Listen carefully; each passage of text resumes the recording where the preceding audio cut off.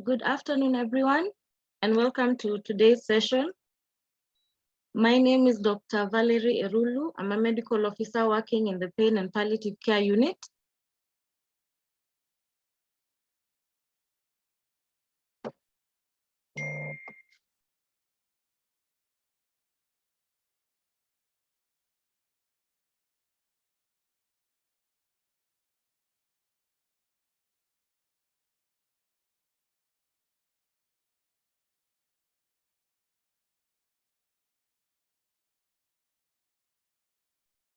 Dr. Valerie, we can't hear you anymore.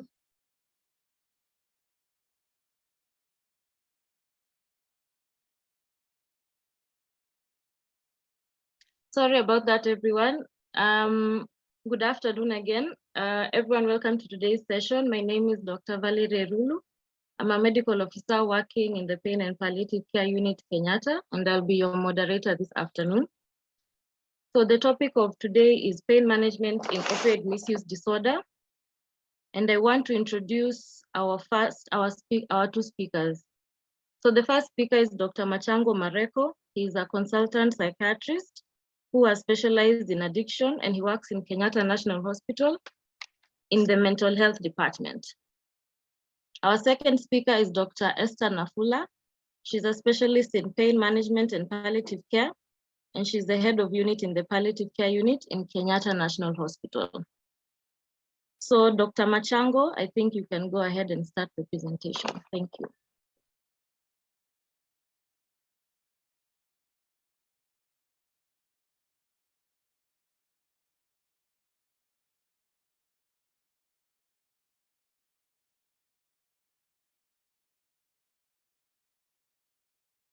Dr. Mareko, please carry on.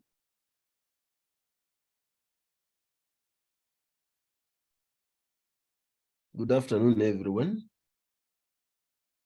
Good afternoon. Can I be heard? Yes. You can hear me? Yes, Doctor, we can hear you clearly. Okay. So let's proceed.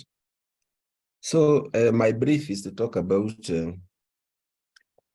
drug addiction and chronic pain, particularly how the commonalities between the two. Who is putting the next slide?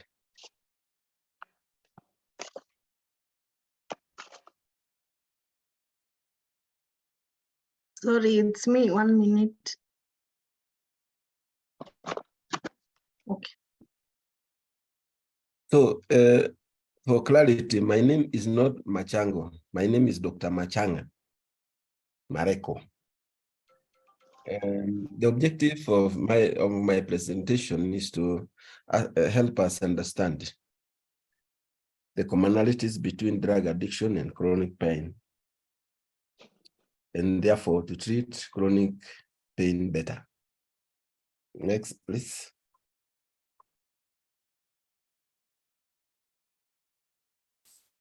Oh, Lulu, nipatie next slide.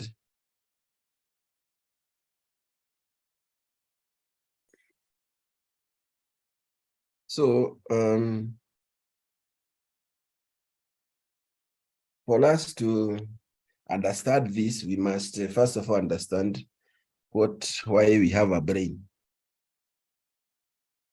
The cardiologists will talk about cardiac output, that is the function of the heart.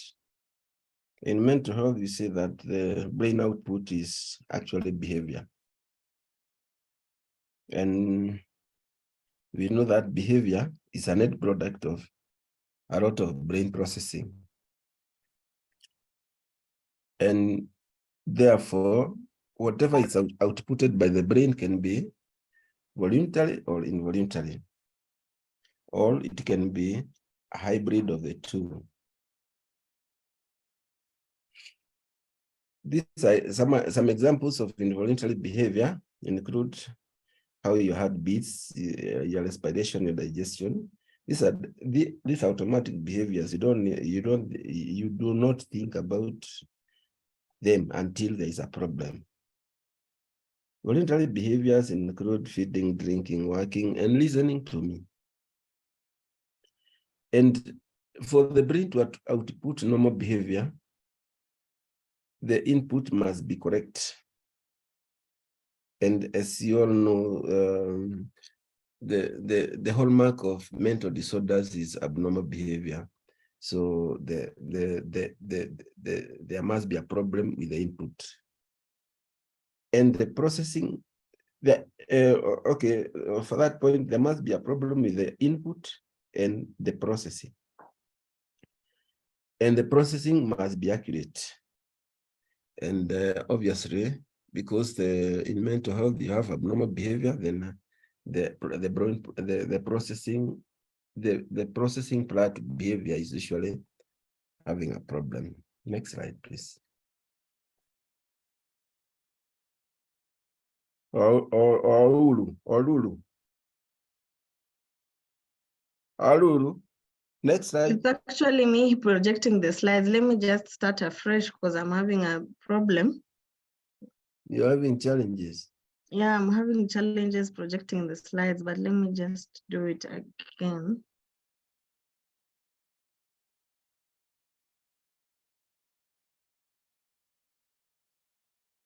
Okay. So we all know that pain is the commonest symptom of disease. And disease in this context, I'm talking about the traditional way that we know that somebody has a disease.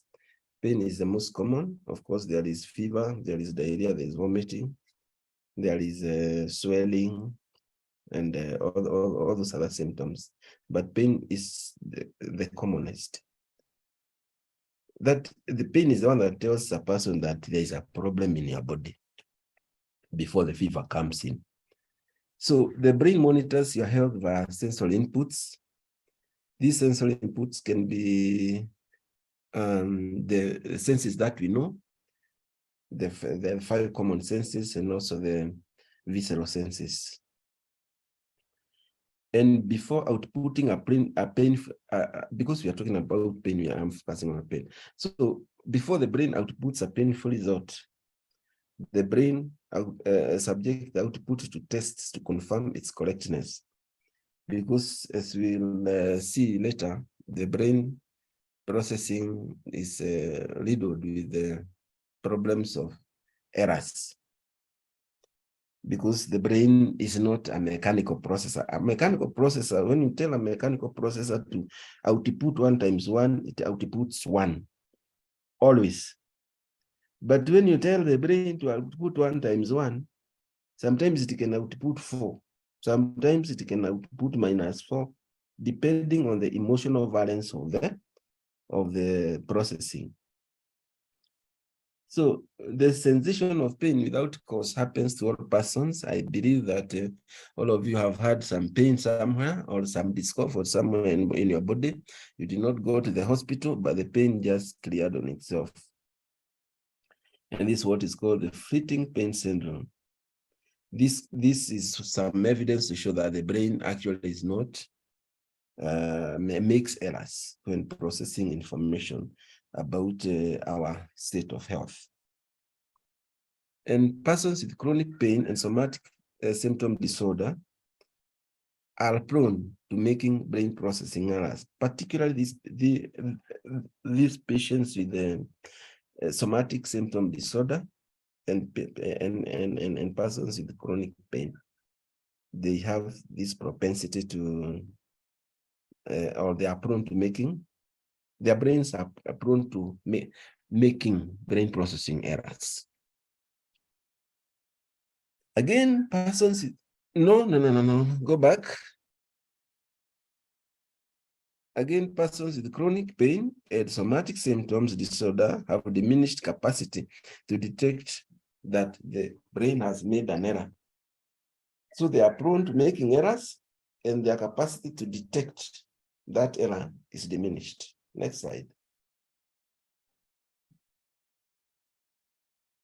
And again, the same group of people have diminished capacity to correct on your slide it says detect, but now it is not detect, it is correct. So we are coming from making errors, detecting the errors, and correcting errors. They have problems through that chain.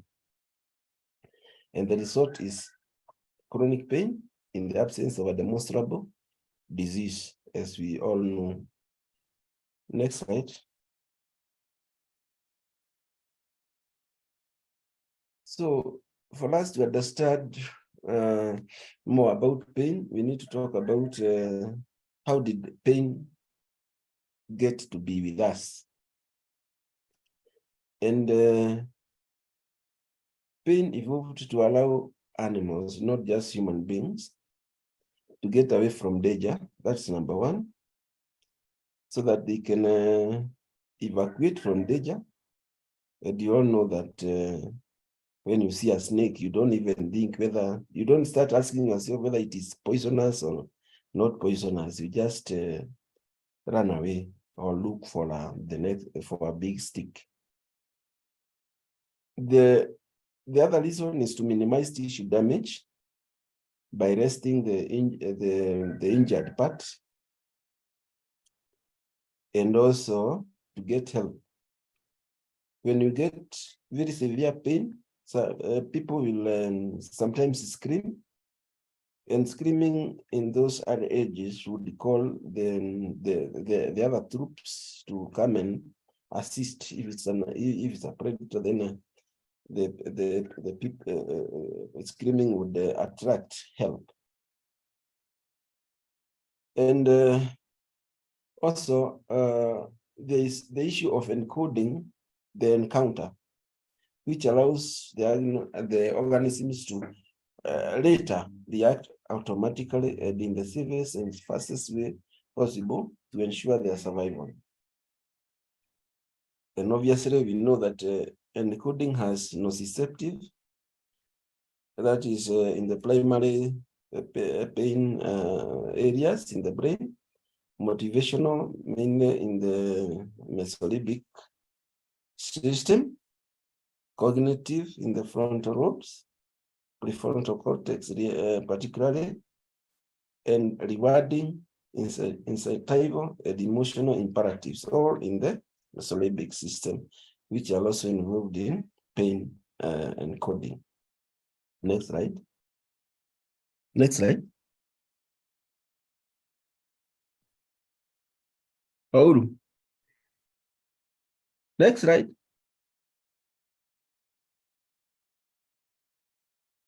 So,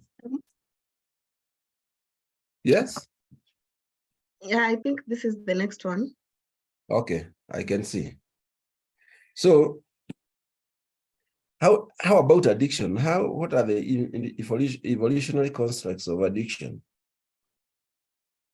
As you, for those of us who are inclined towards the creation theory, you all know that human beings were created on the 6th day. That is after God had created everything, including plants.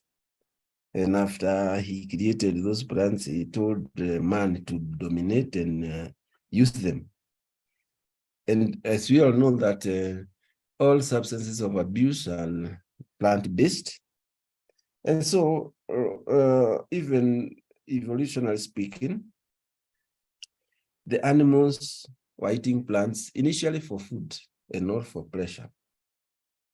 But with the time, you know, the animals they have got cognitive functions. So with the time, they discovered that some of the plants, particularly the one that have got, you know,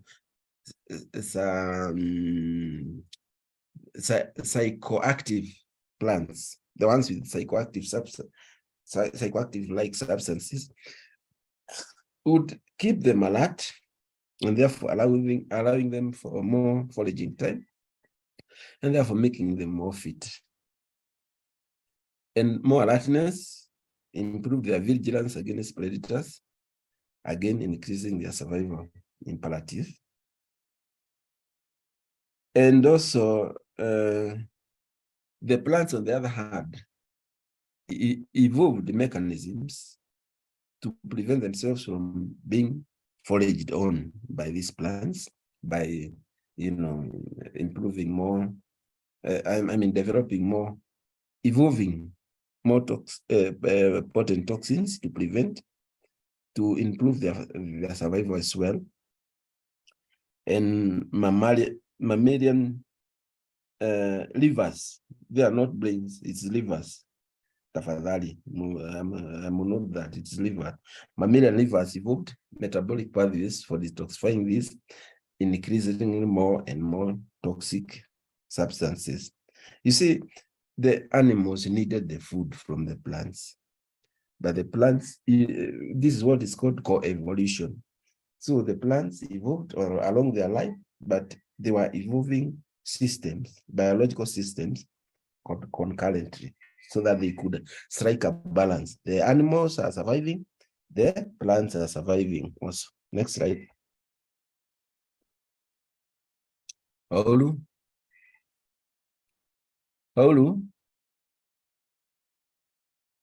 Sorry, Doc. Dr. Nafula is the one controlling the slides, but I think she's having some issues. Yes. Okay. Sawa. Then after seeing all the above, then we must ask ourselves this question: why are all persons not addicted and not suffering from chronic pain? And the reasons are as follows, and they are that the brain biochemical environment differs from person to person and obeys the normal distribution curve. This is because the brain biochemical environment is regulated by our genes, and as you know, even identical twins are not going to have the same biochemical environment. The other reason why not everybody is suffering from addiction and chronic pain is that it is posited that those who get addicted have diminished capacity to generate internal happiness. Nafura.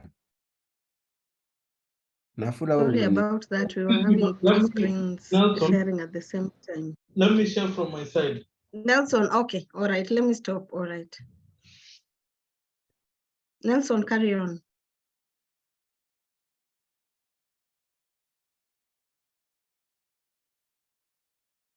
So,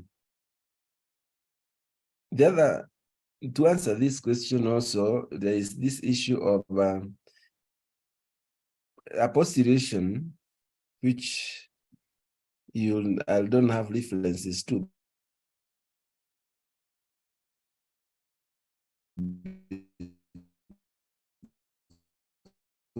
People who get addicted have diminished capacity to generate internal happiness, and therefore they have to look for it from external sources.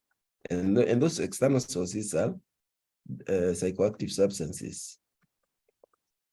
Non-addicts have, and the corollary would be non-addicts have sufficient capacity to generate internal happiness, and therefore they have no need to look for external substances to boost their internal emotional balance. Next slide.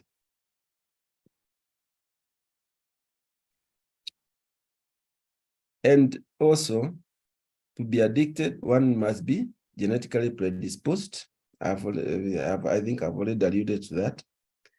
And to be addicted, one must be exposed to the substance. Because I always give this example of an alcoholic who was a person who comes from a very alcoholic family with a very high genetic loading, and that person, if that person is never gets exposed to alcohol, he'll never develop addiction to alcohol. But on the other side of this one is that there are persons who have no genetic loading for developing addiction, but after repeated exposure to substances, they develop an addiction, although they are not genetically primed. Next slide. How about pain? The same thing. To develop chronic pain, one must be genetically predisposed. To develop chronic pain, one must be exposed to the pain. And to develop chronic pain again, one must be repeatedly exposed to the pain, even though the patient is not genetically primed to get chronic pain. And once the chronic pain develops, the mesolimbic system interprets this as unhappiness. And once the mesolimbic system interprets any gets a cognitive output that this is going to produce unhappiness,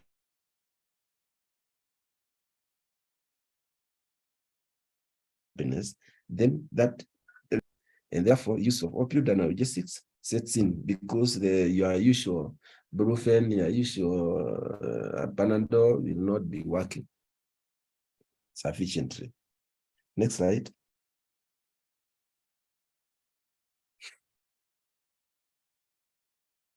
So pain and addiction are processed by the same neural pathways. Central processing of pain and brain,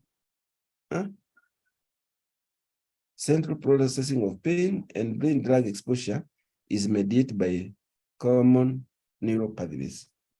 And these are the mesolimbic pathways. And it has been noted that dysfunctions with this system can contribute to development of major depression and addiction and chronic pain. Next slide. So let me briefly mention about the hierarchy of needs as far as nature is concerned. And these are, first of all, you must breathe for you to be alive. Once you have enough oxygen, then you can think about eating. Once you have enough food, once you are satisfied, you can now, in fact, before you finish your food, you think you get a bit thirsty and take water. And then there is the fourth one. Obviously, the others like security, but I'm concerned about number one and number two. And once addiction develops, the drugs hijack the mesolimbic system to put the drug as number two. So from oxygen, you go to your drug of choice. From oxygen, again, even in pain, from oxygen, you go to pain relief. Next slide. This is the mesolimbic pathway. I'm not going to spend a lot of time on that. Next slide. So there is emerging evidence suggesting a critical role of the mesolimbic system in the perception and modulation of chronic pain symptoms. And the reason why I've put this particular bullet is so that we understand that addiction is a mesolimbic issue. Chronic pain is a mesolimbic issue. So that when you're managing pain, you must also think that there's quite a lot about the emotional and cognitive aspects of the pain. And it has been demonstrated that use of opioid analgesics show limited efficacy in the treatment of chronic pain. They promote hyperalgesia. It can cause physical dependence and addiction. And the issue of physical dependence and addiction is very critical, particularly if you're using opioid analgesia, because once the physical dependence and addiction develops to opioid analgesics, then it becomes a very big problem. And a very difficult problem to treat. Next slide. Thank you.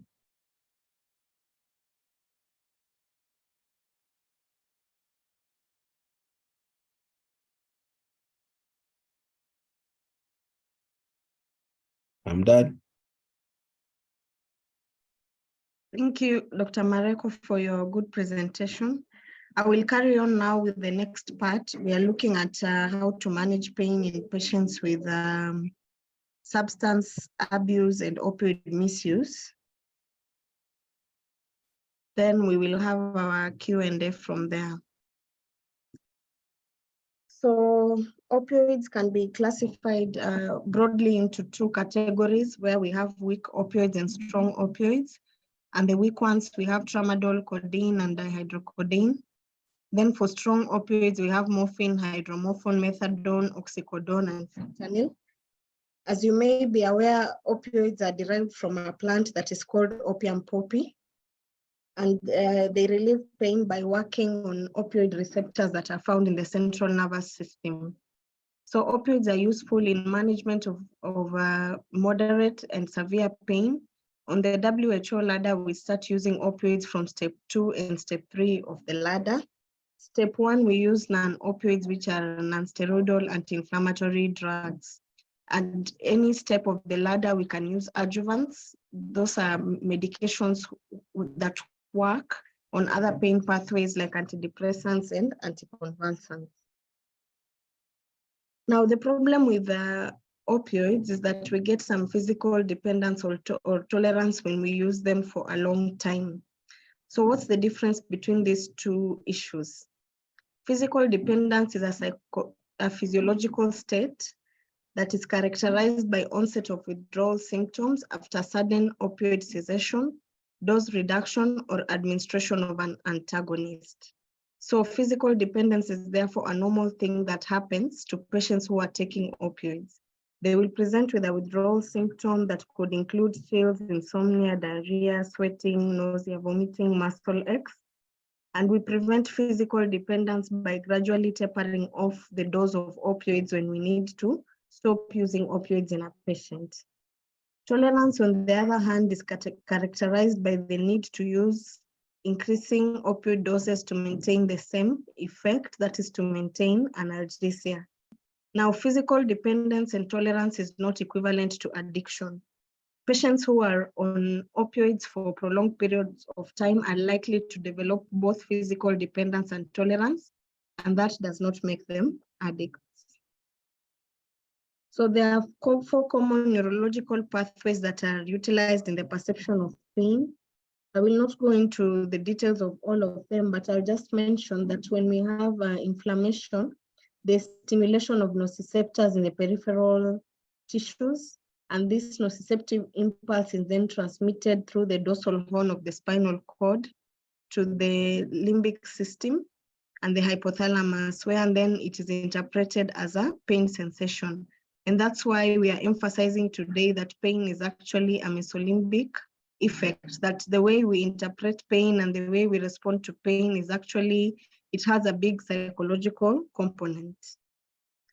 So the opioid crisis has been going on. I think America has been hit widely by the opioid crisis, but we cannot say that we are not seeing similar things in Kenya.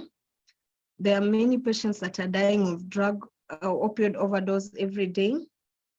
And the opioids are either synthetic or prescribed opioids. So we are having increasing cases of overdose, increasing cases of unintentional deaths due to opioid misuse. And I think the commonest that have been misused is fentanyl, meperidine, and oxycodone. In our setup, meperidine is leading in the list of opioids that are being misused. So there are some terms that are used when we are talking about opioid misuse or aberrant opioid use. So the first term is misuse. Misuse means that a medication has been prescribed, but it is not being used for the intended purpose or as directed. Abuse means that someone is intentionally self-administering a medication for non-medical purposes such as to alter one's state of consciousness, or they're using drugs that are illegal. Diversion means that there is intentional transfer of a controlled substance from the distribution and potential channel. So morphine was prescribed for. Dr. Nakula, your sound is muffled. Yes. Your sound is muffled. Yes, Doc. Oh, now it's better. Your sound was muffled. Oh, okay. Then we have chemical coping. Chemical coping is used to describe inappropriate use again of opioids to cope with stress. For example, patients who've been diagnosed or undergoing management of cancer, some of them have been found to be misusing opioids, not because they need the opioids for pain, but it's because it's a way of them coping with their stress. So addiction is then defined as a primary chronic neurobiological disease that occurs as a result of genetic, psychosocial, or environmental factors, and it's characterized by one or more of the following. So the first is impaired control over use. There is compulsive use. There's continued use of a substance despite the harm that it causes, and then craving for that substance. Pseudo-addiction is apparent demonstration of a drug-seeking behavior in the setting of undertreated or poorly treated pain. So patients who are in pain and are out seeking for opioids, they actually have pain that we can demonstrate, and they are seeking opioids. That is not an addiction, that is a pseudo-addiction. Or where healthcare providers, clinicians sometimes erroneously interpret the behavior of the patient to mean that the patient is addicted, yet their behavior will resolve one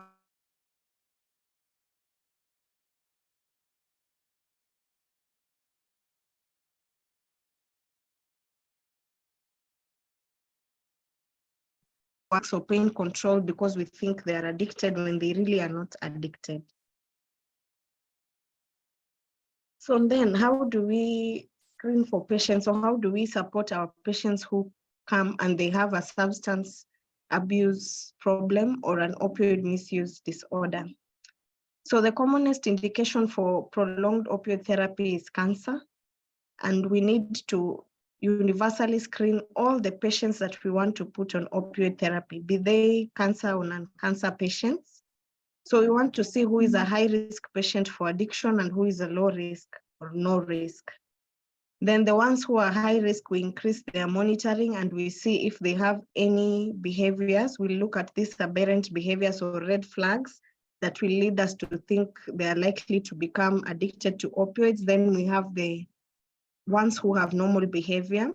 So the patients who fall in the category of high risk, we need to monitor them continuously, and we need strategies to help them not to turn into opioid addicts, or if they are, how are we going to support them? Because we are not going to leave them with no analgesics because they have opioid addiction.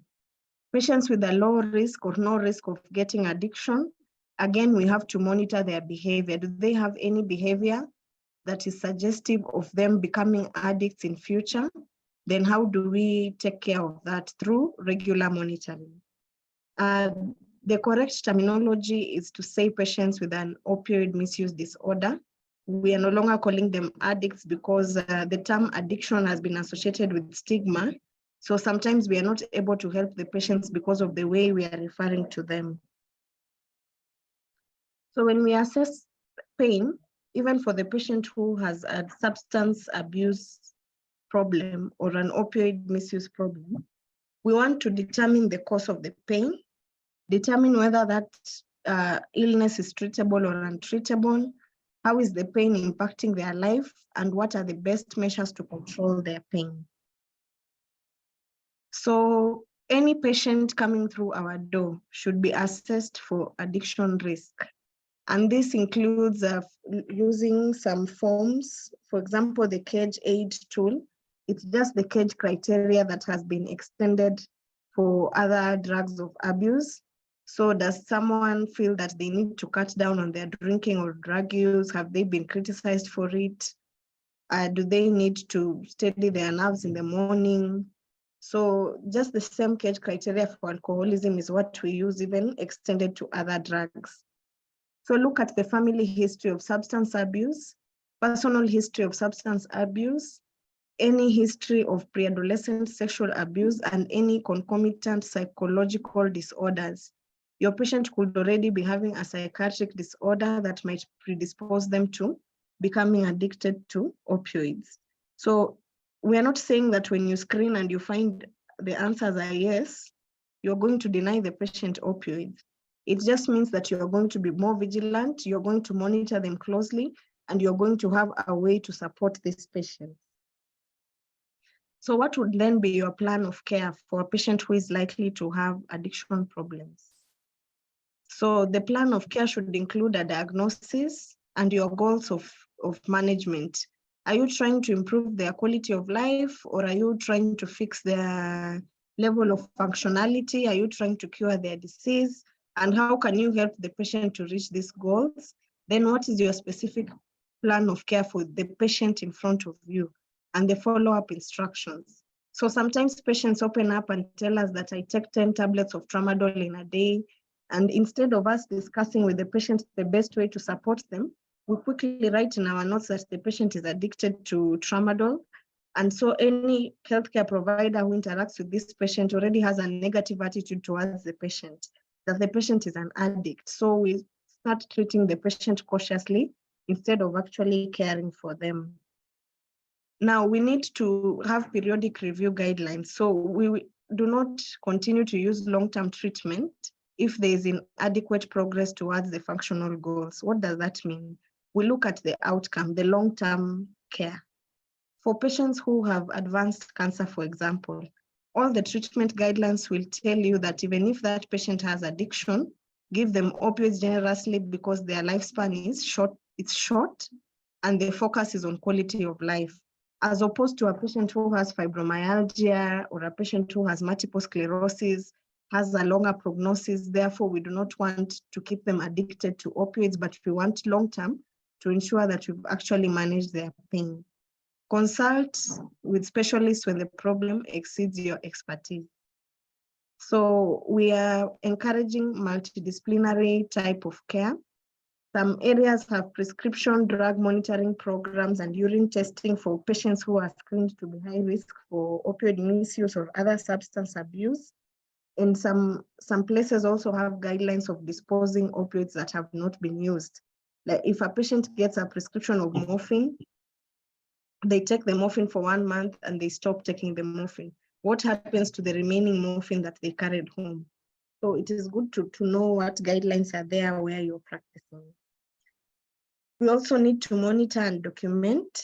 So the major aim of us assessing patients with their pain and trying to help them is so that we can do a risk versus benefit evaluation. So will this patient benefit more if we give them opioids or if we deny them opioids? Someone who already has history of substance abuse or opioid misuse, even if you deny them the painkillers, they know where to get the substances. So we really have helped them when you deny them analgesics. Then look at the history of the patient, their physical status. Do they need any diagnostic testing further than just history? What tools exist that you can use to characterize their risks? Then sometimes we have a screener and assessment tool, what you use to screen for pain as well as for opioid addiction. And you might want to do further drug testing to know which substances your patient is addicted to. Then we need to educate the patients. So there's safe use of opioid medication. So when we are prescribing opioids for the first time, this is an opioid naive patient. What do we educate them about opioids? How do we tell them to store and dispose the opioids that will remain? How do we make sure that they are accountable for all the opioids that they receive from the facility?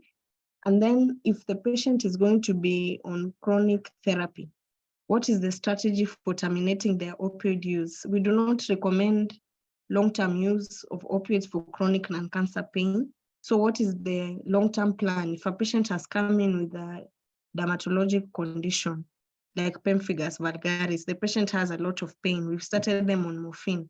What is the long-term plan for managing this patient's pain beyond the treatment of the dermatological conditions? So it is good to also have opioid treatment fact sheets that we can share with patients to demystify the problems associated with opioids and to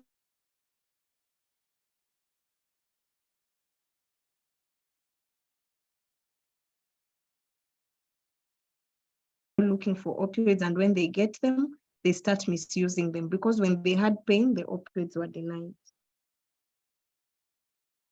Again, patients need to be taught, the ones who need to be tested. If your patient is high risk or the patient is already abusing, misusing opioids, you need to have a candid chat with the patient and tell them that we actually need to support them. Not only will we manage their pain, but we also need to support the addiction or substance abuse problem, because that might cause more problems than even the diagnosis that is causing the pain. And we have seen that the cases of opioid deaths, opioid overdose deaths are actually increasing. So let your patient understand, why do we need to test their urine? What are we screening for? What actions are we likely to take depending on the results that we get on their urine? And what is the cost? Then also the patient should disclose to us what other substances they're using, whether these things are prescribed or they're recreational drugs, what was the time and dose of the last opioids, whether it was prescribed or unprescribed. Remember that not all patients will want to be supported. So sometimes it might be difficult. You might have all the good intentions of supporting the patient to help them be rehabilitated from their addiction, to manage their pain, but sometimes the patients are not cooperative. So some behaviors to watch out for when we are talking about high risk versus low risk patients. Behaviors that are suggestive of abuse or addiction include selling of prescription drugs, stealing drugs from others, repeated dose escalation, repeated visits to the emergency room, repeated loss of medication or request for early refill. So you'll give your patient a prescription for 1 month, you'll find them in another hospital trying to source for the same prescription even before a week is over. Or they come and tell you the pain was too much, so I finished a month's medication in 2 weeks. Sometimes you find that they go from hospital to hospital, what we call doctor shopping, trying to look for different prescriptions. Behaviors that are less suggestive of abuse or addiction include openly acquiring pain medications from other doctors. So the patient might have run out of their regular opioids and they come and report that I usually take morphine at this dose. My medication ran out last week and my clinic is next week. And if you call their primary managing facilities or the doctors, the story ties up. Drug hoarding during periods of reduced symptoms. So again, we have patients who will tell you that I'm not going to take morphine if I'm not in pain, I will wait until I'm in pain. So it doesn't mean that the patient is getting addicted, but sometimes it's the myths around opioids that if they keep taking, they will get addicted. There's aggressive complaining about need for more pain medication. So the patients complain, these are the ones that we label as stubborn patients because they'll tell you my pain is not relieved. And sometimes it is because we have reduced the dose of the opioid they were taking, or we are actually giving them a lower class of medication. Someone was taking a strong opioid, now they're in hospital, we are giving them paracetamol or a weak opioid. Of course, they'll complain that they need more pain medication. Then there's also reluctance on the part of the patient to try alternative treatments. So when you recommend treatment and a patient, typically like sicklers, you will tell them, we'll give you tramadol, and they'll tell you, no, I want pethidine. You might want to understand why the patient is reluctant to try the medication you're prescribing. It may not be that they have addiction, but maybe their experience with the pain medications. Patients who have been in and out of hospital with chronic pain have experience with pain medications. So they might tell you, I do not want tramadol because it will give me nausea. I do not want morphine because it will make me sleepy. It is not that the patient is addicted to meperidine, but it's always good to be sure by the time you're prescribing an analgesic. So the universal precautions in prescribing controlled substances or opioids is to select patients who are appropriate candidates for opioid management of chronic pain. So please, where possible, if the chronic pain can be managed without opioids, do not introduce these patients to opioids. But if the patient qualifies to be given opioids, do not deny, but have a good evidence-based protocol for initiating, titrating, and concluding the opioid therapy. Because when you just prescribe and leave them with an open prescription without a follow-up plan, the next time the patient has pain, they will go and look for that medication. And with time, we create patients who are now having opioid misuse disorder. Then recognize and intervene when aberrant drug-taking behaviors are identified. So when you see that your patient has high risk behaviors towards going into substance or opioid misuse, how do you support them? So again, we evaluate the patient very well. We give them a treatment plan, and we need their informed consent and agreement for treatment, periodic reviews, consultation, medical records, and compliance with the controlled substance laws or regulations of the country.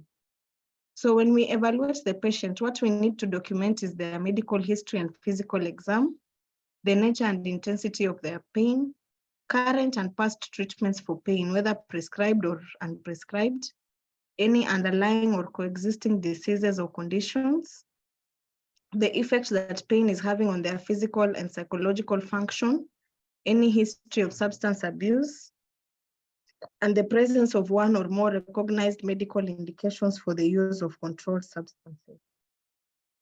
So where there is minimum risk, you still need to discuss with the patient the risks of taking opioids for prolonged time without proper supervision, and encourage patients to obtain their prescriptions from one facility or one physician so that it is easy to follow them up, and where possible from one pharmacy.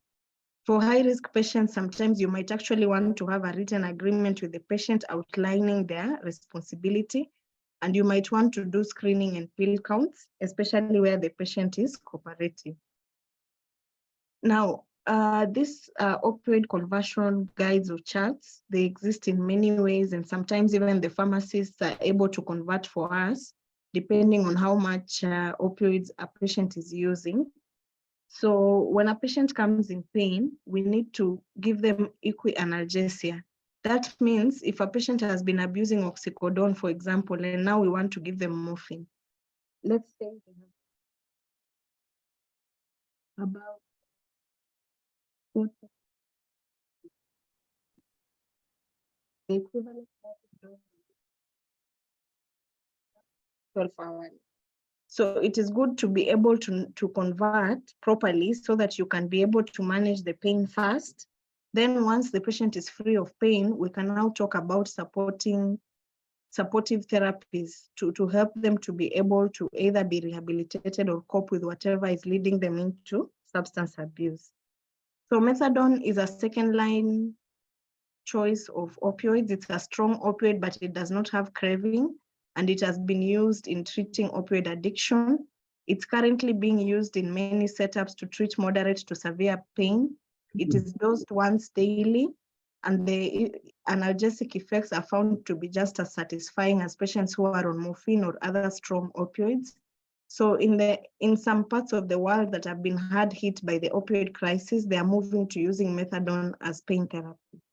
So here in Kenya, we are still using methadone to treat opioid addiction, but it is good to know that methadone can also be given as an alternative strong opioid to patients, especially who are at high risk of developing opioid misuse. So then how do we manage the pain of patients who are on other illegal substances or misusing opioids? Please, if you forget everything else we've said today, just remember to treat the pain. So evaluate the pain of the patient, consider using methadone or rotating the opioids. If a patient is addicted to one opioid, we can still use another one. Use adjuvants. So we've said adjuvants are anticonvulsants, antidepressants, steroids. They are medications whose primary role is not, but they either potentiate the action of analgesics or they work on the nervous pathways. Consider interventional pain management. These are things like nerve blocks, regional blocks that will actually relieve the patient of pain and will disinhibit them from trying to go and look for opioids or other substances.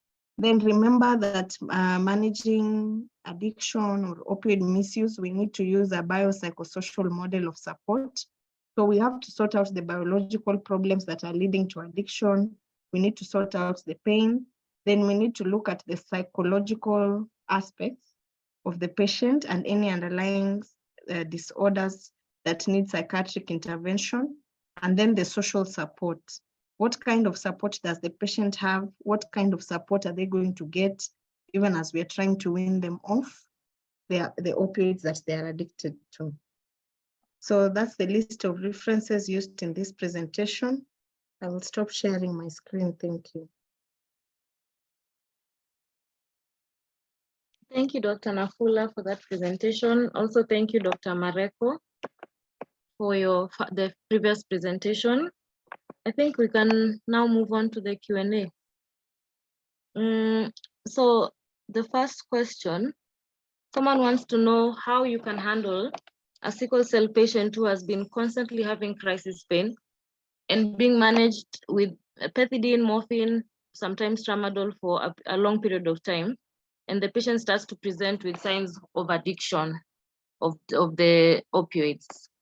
How do you go about managing such a patient?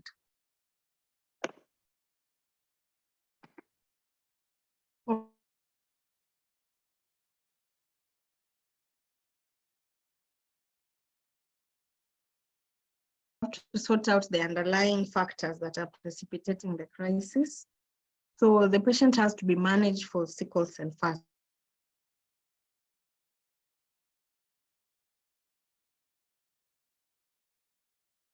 The patient has moderate to severe pain, then we do not want to deny them opioids because they are likely to have addiction signs or symptoms.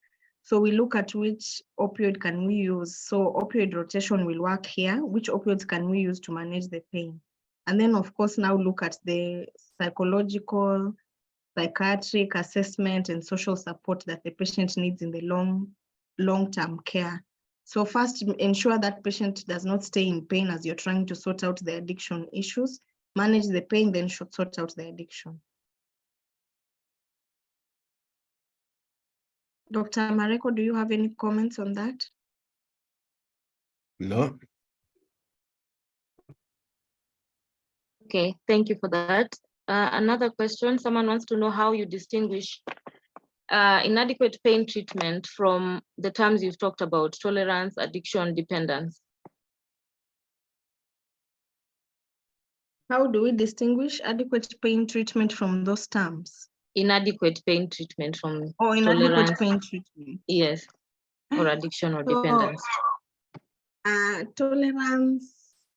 Tolerance and the physiologic dependence happen when a patient is initiated on opioids.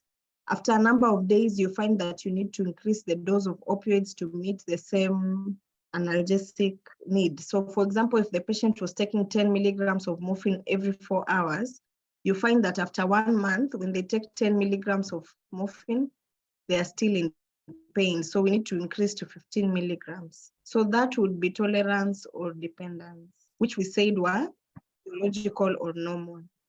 Inadequate pain control, my understanding would be the patient is still in pain. So you have not given them adequate analgesia for their pain.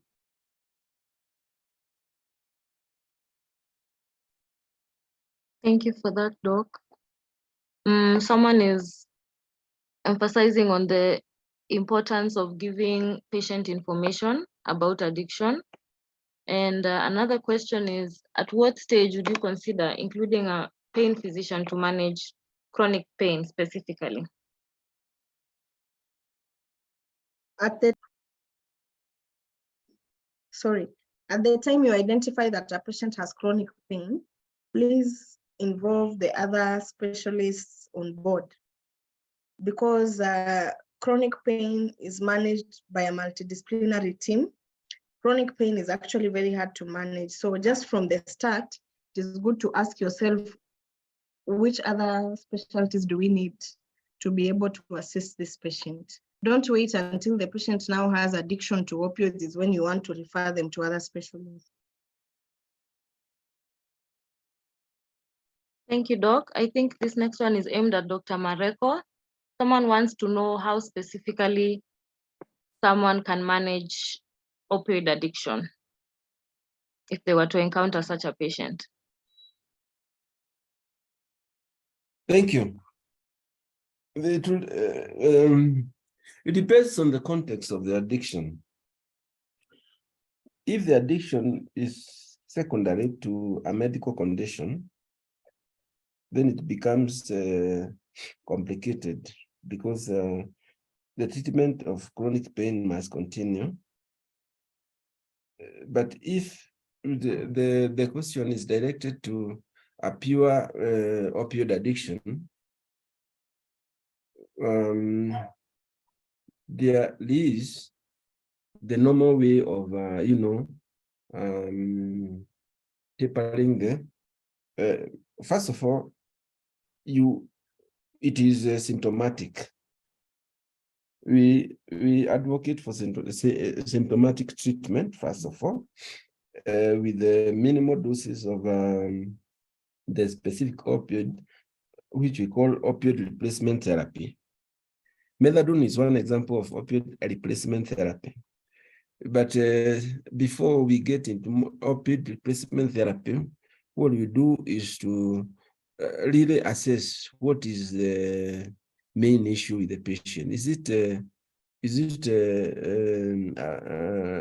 pain, which is due to the withdrawal, in which case we must give the opioid in the form of pethidine or morphine? Is it a withdrawal that is not that serious to warrant the use of opioid replacement therapy? If it is not that severe to warrant this, then we do symptomatic treatment. And in symptomatic treatment, because we don't want, because our aim is to get this person out of opioid addiction, what is recommended is that if there is, for example, constipation, we give a laxative. If there is colic pain, we give an antispasmodic. If there are other symptoms, we respond to symptoms as they come, first of all. But when the symptomatic treatment is not providing the relief that we are anticipating, then that is the only time we get into pethidine and morphine. And this has worked quite a number of times. And in most cases, for pure opioid addiction, we get the patient off the opioid by tapering the opioid slowly, even without the use of methadone. I know there is this issue of methadone clinics in the country, and as my colleague has talked about, there are behaviors that are indicating that these methadone clinics are being misused, because patients will come to methadone clinics many times, even before their methadone dose has finished. And some of them are in the methadone clinics for as long as 3 years, 2 years. So the guideline is to make sure that the opioid replacement therapy must be given to patients who are critically in need of that, who have got severe opioid withdrawal symptoms. If they are mild, then there's no need. Thank you. Thank you, Doc, for that answer. The next question, someone wants to know if it's possible to combine a weak opioid and a strong opioid. Do you want to do that?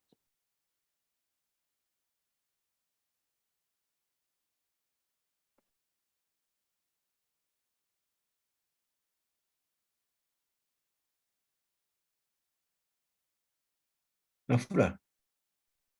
I can respond to that. My name is Dr. Zipporah Ali. It's not recommended. You can only use one opioid at a time. So if you're using weak opioids and it's not working, that means you're not using the best opioid for the patient, then you move to the strong opioid.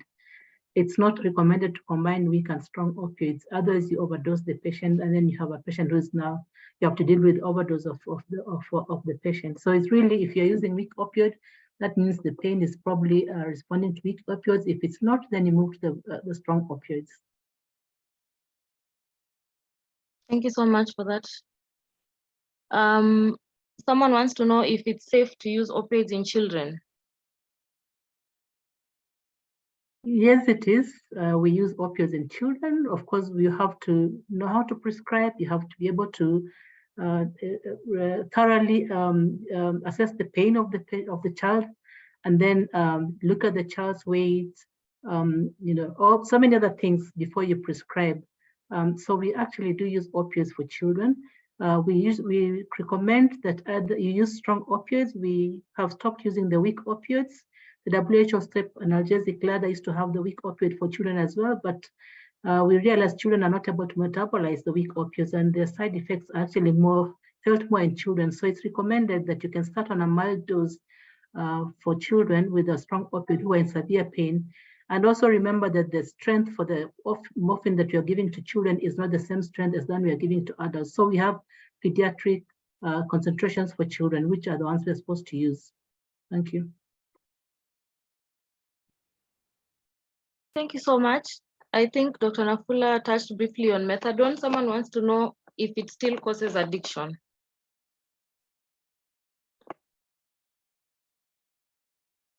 May I respond? Yes, please. Go ahead, Doc. Yes. Methadone is a synthetic opioid. It has the potential to cause addiction. And as I have just said, methadone clinics, in methadone clinics, this behavior has been observed. Patients will come for a dose. Before the dose is over, they come back. Other patients will come, they are not in need of methadone really because they have no pain, but they are trafficking the methadone. There are people who are addicted to methadone in the streets, and this methadone, some patients are clever enough to get it. They don't need it, but they sell it to those addicts. It is addictive.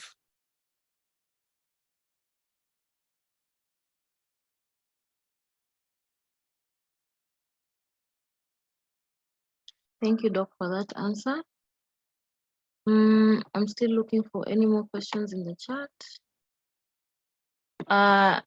Someone wants to know whether you can combine opioids with a drug such as pregabalin, but I think Dr. Nafula mentioned pregabalin is an adjuvant and you can combine adjuvants with opioids. The question here, Doc. Yes. Someone wants to know how opioids affect dopamine and serotonin. Okay. Dr. Mareko, please. Someone asked, how do opioids affect dopamine and serotonin?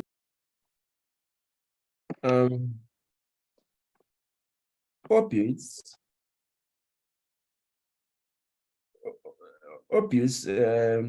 usually work in the mesolimbic system. Mesolimbic system has got dopaminergic neurons. Dopaminergic neurons release dopamine, and in the nucleus accumbens, frontal cortex, and prefrontal cortex, and yes.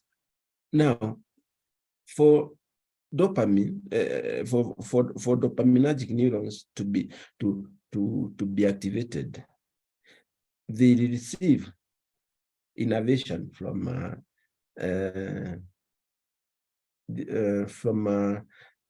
the serotonergic neurons whose cell bodies are in the brainstem, and even noradrenergic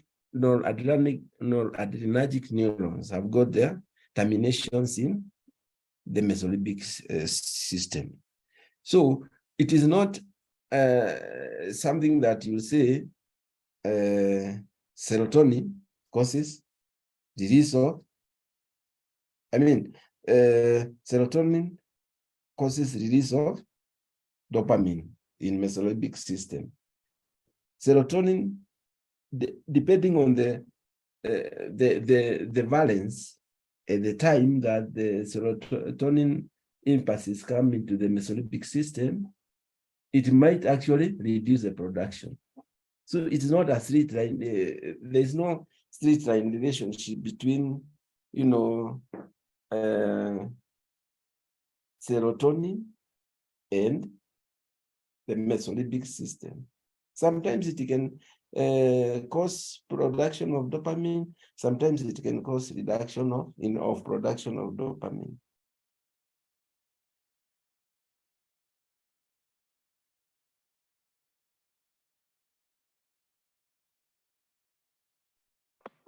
Thank you, Doc, for that answer. Someone wants to know, the question states, what was wrong with Michael Jackson for him to be given excess fentanyl? He didn't seem to have any organic illness. No, I don't know if you can make a comment on that. The issue of Michael Jackson is the issue of relative happiness. When we are talking about drugs of addiction, I have already stated that people use drugs to because they have a reduced capacity to generate happiness. Now, Michael Jackson, everybody would think that Michael Jackson was very happy. But even if you are very happy now, that happiness is not sufficient. You want to be happier. Once you are happier, you also want to be the happiest person on the planet. And once you're the happiest person on the planet, you want to even leave this planet and be happier elsewhere.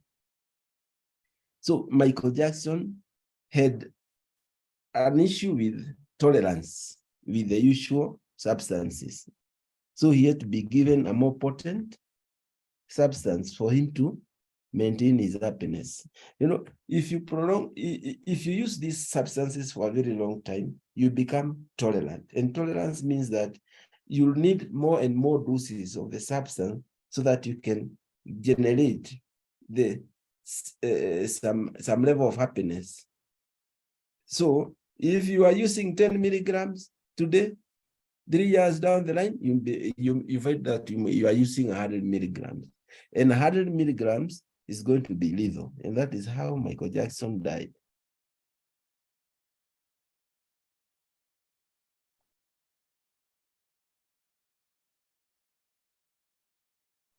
Thank you, Dr. Mareko.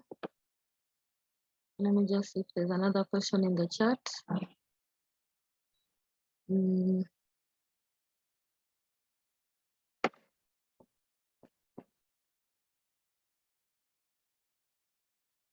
A patient, someone is giving a case scenario. This one is specifically about tramadol. A patient was prescribed tramadol for chest pain while using, for chest pain a while back. Pain now has resolved, but now has tramadol misuse disorder. Patient is a medic and uses 100 milligrams IV TDS. How would you manage such a case?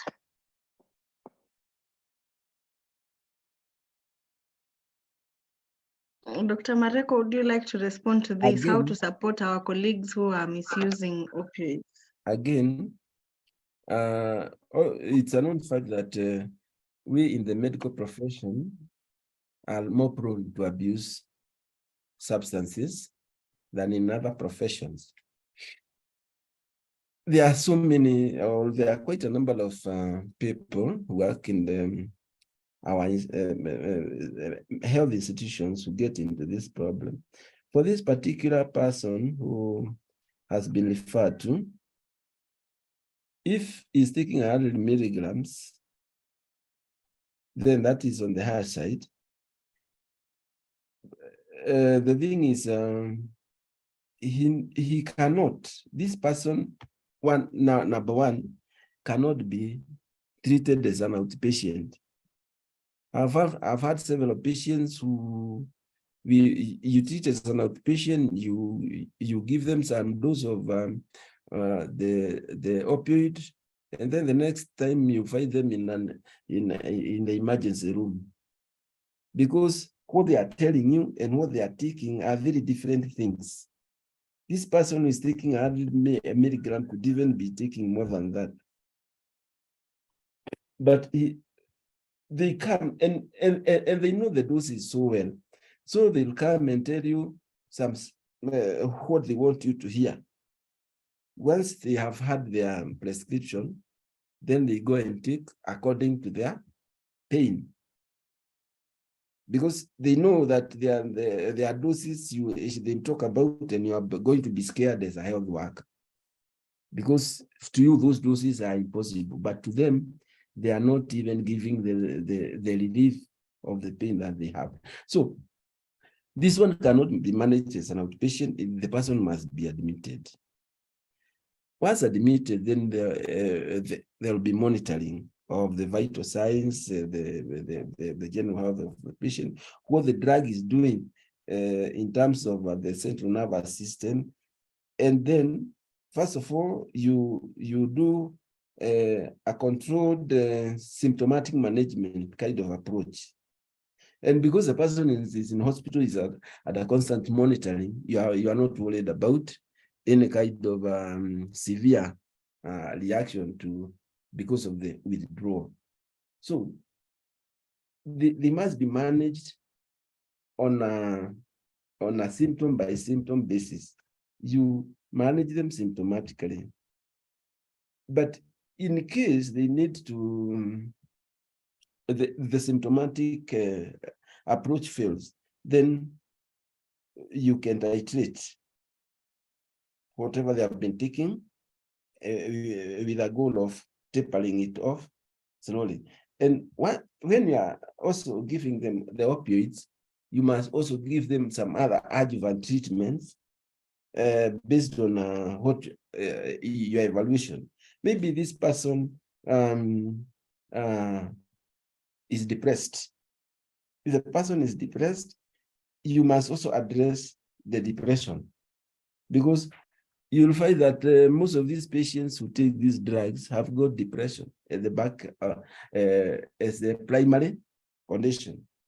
But because they don't want to come out, they don't want to say that they are mentally ill, then they hide in these substances, because the substances give them instant relief from whatever problems they're having.